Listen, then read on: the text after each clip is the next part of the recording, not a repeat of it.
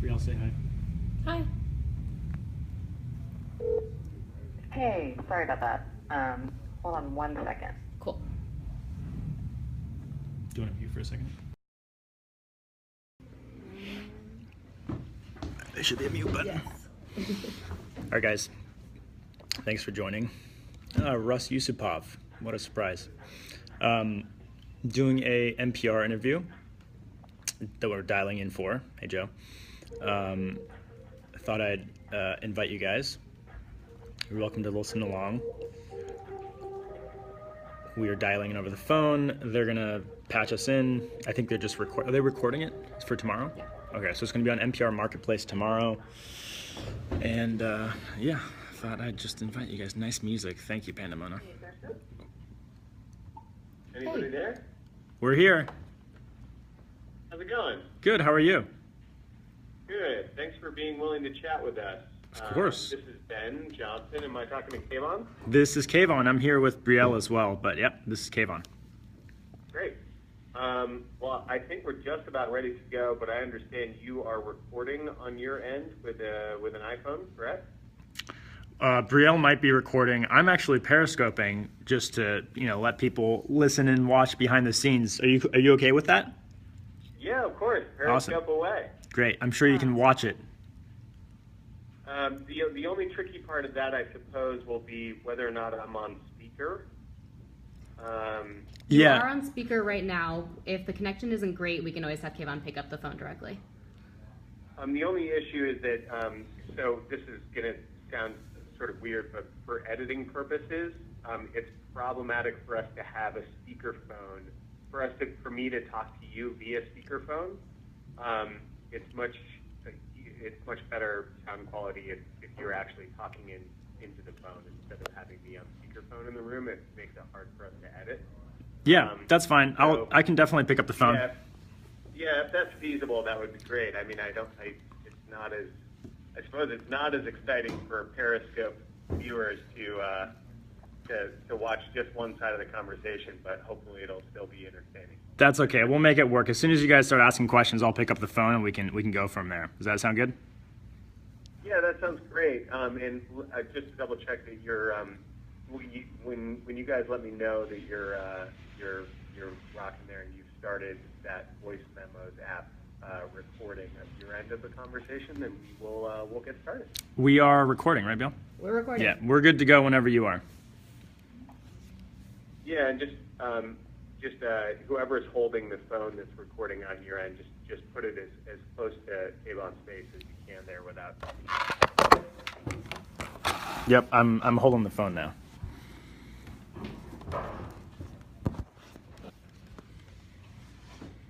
It's bake pour, yeah.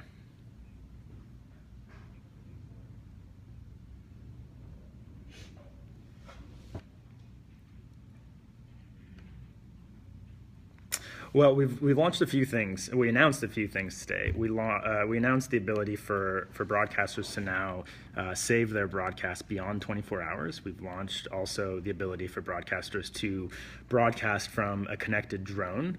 And we also added a new broadcast search functionality. So the answer to the question is really, depending on those features. In terms of the supporting greater than 24 hours, we launched Periscope over a year ago with this restraint of broadcasts only staying around for 24 hours because at the time people really hadn't embraced the idea of live streaming. There's a lot of anxiety, I think, associated with being on stage and having people kind of watch you perform. Not many people are sort of predisposed to that medium of being live. And we've just been sort of blown away over the last year by how quickly that's changed. I mean, people are now embracing live streaming in a way that we hadn't have imagined they would that quickly. And so it felt No, I mean, we're not actually doing anything within the Periscope platform directly to support monetization. I think the impetus was really, we had this vision of allowing you to share the important things that are happening in the world around you. And as it happens, like a lot of things happen that are captured on Periscope that deserve to stay around for more than 24 hours. So if you're witnessing a breaking news event or a protest or a celebration, or you're documenting the Syrian refugee crisis on Periscope, a lot of people don't want that content to go away. A lot of broadcasters don't want that content to go away. So sure, there are also monetization monetization implications down the line. But first and foremost, we want to give broadcasters the control around the content that they're creating and investing in.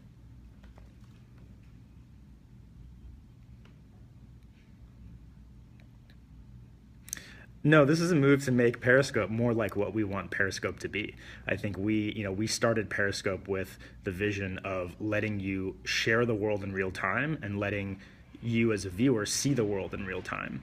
And all of these decisions, all of these features that we've added in different ways help further that mission. I mean, we talked about the 24-hour example and why that was important, but from the drone one is another one where we've seen emergent user behavior on our platform of people going above and beyond and sort of rigging up these complex setups to get their drones broadcasting through Periscope, because a lot of what they want to share, they want to share from 500 feet in the air, a couple thousand feet in the air. And we're looking for all kinds of ways to enable that type of behavior to help the Periscope community do what it's already doing, but more easily, more flexibly, and more creatively. So everything that we do in terms of how we invest our time in furthering the platform is really towards the end of making that mission more accessible for the people that are on the platform.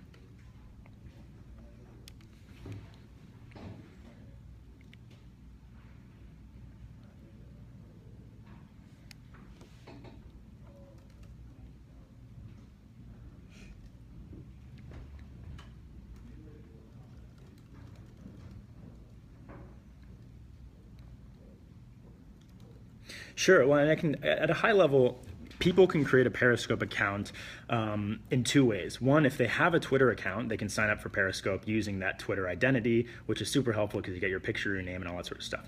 But we also let you sign up for Periscope with a phone number, so people who don't use Twitter or don't have a Twitter account, for example.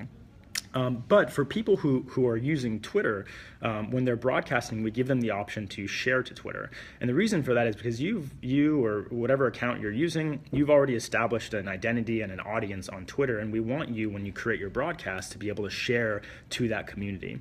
Now, on the flip side, on the viewership side, when you stumble into onto a broadcast from Marketplace in the Twitter timeline, and it just happens to be a live Periscope, we don't want you to necessarily to have to leave Twitter to go to the Periscope app. There may be all kinds of reasons why that would be beneficial for you or for Periscope for that to happen, but now, as of January and now, over the last few months, we've added the capability on Twitter for you to experience Periscope in all of its glory with the auto-playing video and the hearts and comments without actually leaving your Twitter timeline.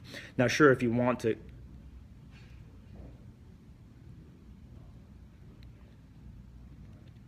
Exactly. Your Twitter audience can stumble into and watch your Periscope broadcasts in their Twitter timeline on iOS, on Android, and on the web.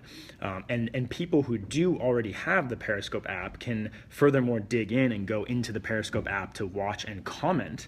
But if they just want to watch with their Twitter timeline, they don't even need to tap the tweet. They just get the video from the Periscope broadcast autoplay in the timeline. So it was definitely the case when we first launched that what you're describing is true. You kind of had to leave Twitter and go to the Periscope app. But that's one of the things we spend a lot of time investing in.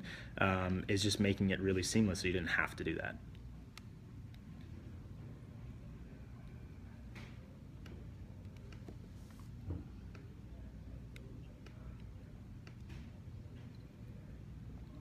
It's a really good question. I think there are some technical reasons. There's a confluence of things that make right now a more tenable time for live streaming.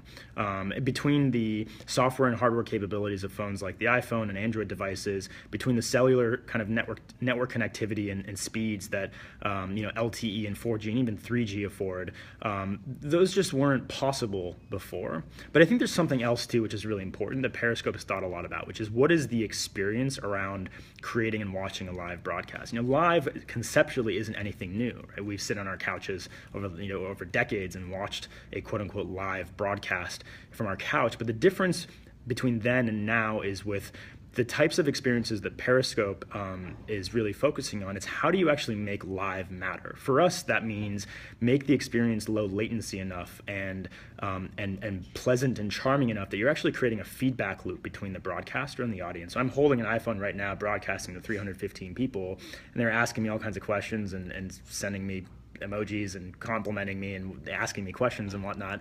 And I have the ability to actually respond to those comments in real time. And viewers now in aggregate, even though there's 300 people in here, they can ask me questions that then end up affecting the experience within 3 or 4 seconds. And that feedback loop wasn't possible before. And I think that sort of magic of interactivity is what makes live now an interesting medium that is meaningful in a way that it wasn't before.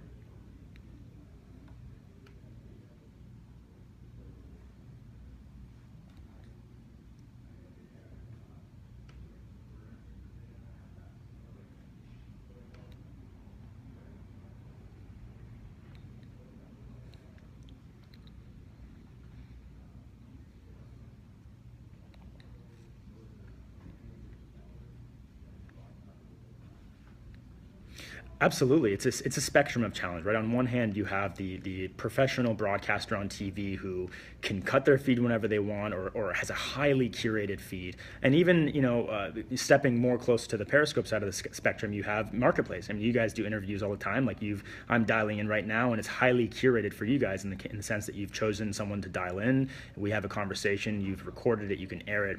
And then all the way on the other side of the spectrum, you have something like Periscope, which is kind of democratized and free. One in the global community can watch my broadcast right now, but also with that certainly comes challenges, and unpredictability, I think, is a great word for it, because anyone's joining, anyone can comment. And that's why we as the platform have an onus to provide broadcasters a lot of tools and just have a lot of intelligence in the platform to try and surface tools that help broadcasters control that experience. Because if there's someone in there that you don't want in there, if you only want certain people to be able to chat, or if you want no one to be able to chat, those are tools that as a platform we have to provide to try and equalize that playing field, where even though there's more unpredictability, you also have the types of controls you need to control that unpredictability.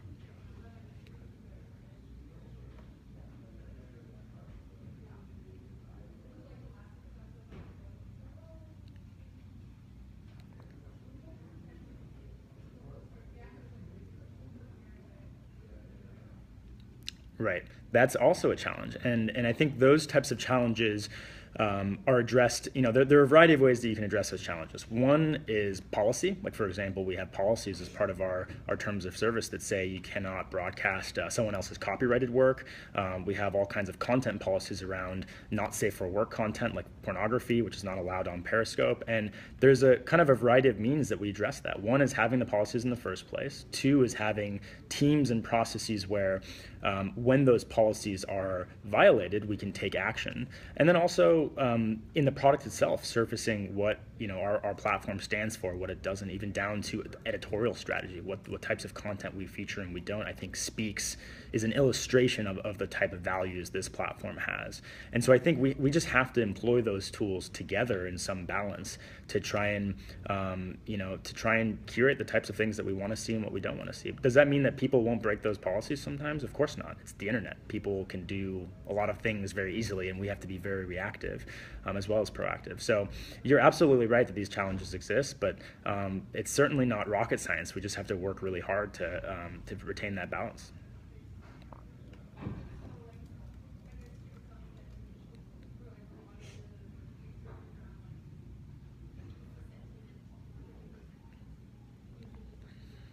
It's a really good question. I think when we started Periscope, we, like any other startup, we kind of had this really cheesy, ambitious kind of desire to create something that we felt like should exist in the world, without necessarily thinking through all the implications of how to get there or what it would be like and where we would go from there. And I think that kind of like naive approach is in some ways necessary to make progress. I mean, we very much thought of it as like, we should just give this a shot, and this probably should exist. It'd be really, really cool. Like, we want to be able to teleport someplace. Like, we can't actually make like a Star Trek-like teleportation device, so let's make the closest thing we can.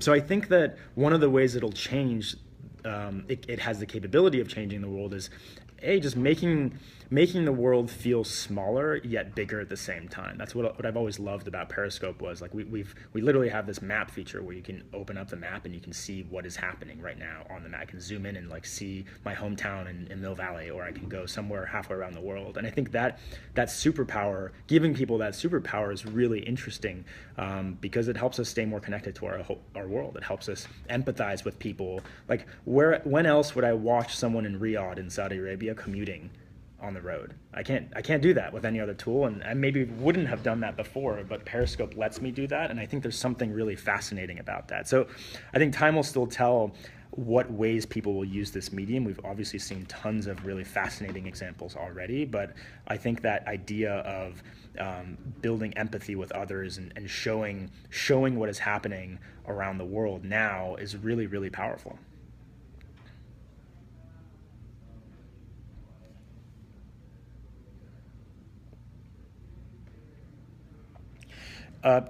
Periscope's growth has been phenomenal and has kept us up at night when we would have otherwise liked to sleep. So we announced in August that we had 10 million total users.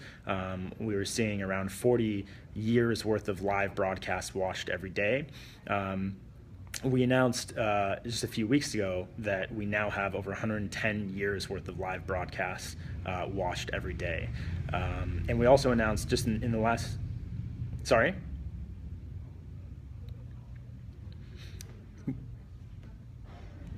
We didn't announce any new numbers around user growth, and the reason for that is like we value the most indicative measure of our success is what we call time watched, which is the aggregate amount of time people spend watching every day. And the reason for that is because it is both inclusive of user growth and how much time those users spend watching. It doesn't do us any good to have 10 million people open a broadcast every day and then close the app in a second, right? That would be an indicative of very good user engagement, very good user growth, but very poor engagement. So time watched for us is a combination of those two things together. You can't get a significant increase in time watched without having a significant increase in users. So we want the focus of our platform, both internally and externally, to be that time watched metric. And so we've seen obviously phenomenal growth. We've also, the other measure that makes a lot of sense is how much are people actually broadcasting. So in January, we'd had a total of 100 million broadcasts. That's essentially like in a year's worth of time, 100 million broadcasts. Between January and March, that number became 200 million. So we doubled our broadcast number in just a few months. So by all accounts, we're really proud of how the platform has grown, and we're also proud of how people are actually using it amongst that, in that time.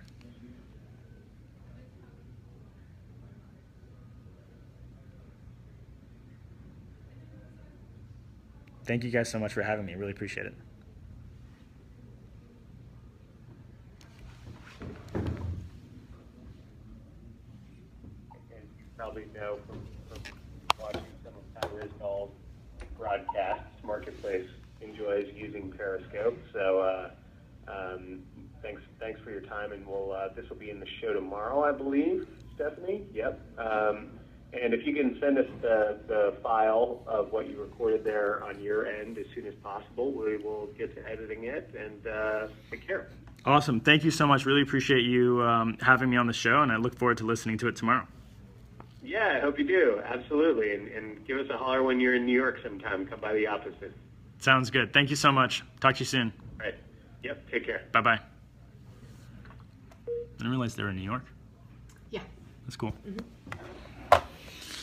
What did you guys think? Sorry you couldn't listen to the questions, but you probably got a sense based on my answers what the questions were. Thank you. Lots of emojis. Oh my God, that was really great. I have an interview on Wednesday. Any good advice? Yeah, Periscope it. Euro gives 2 thumbs up. Good interview, buddy. Thanks, AJ. Great job and hair on fleek. Wow. I don't know about that. Please fix the broken notifications and invite issues. We're not aware of any notification issues. There shouldn't be. But send us a tweet and we'll definitely look into it. Oh, thanks, Dad. My dad's saying clap emoji. So cute. Very good job. Thank you, Remy. Remy, you're crushing it on Periscope. I enjoy watching your broadcasts. Thank you. They seem to forget Periscope won App of the Year, ONDs, or everything. More features on Apple TV. Raymond likes the Apple TV app. I like that. All right, guys. I think I have another meeting in 5 minutes. Okay. Well, I'm glad you were able to join. Office here. This is Jonah.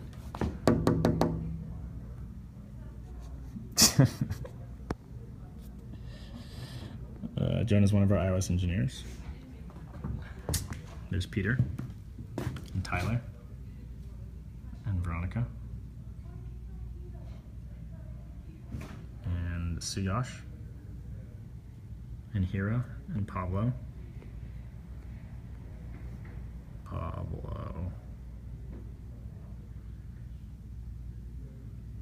There's Sarah. I know. Sarah usually sits there. Anyway, that was fun. Scotch has a work from home day. Wait a second, Lily, why don't you log into your... All right, this has been great. I'll talk to you guys soon. Bye-bye.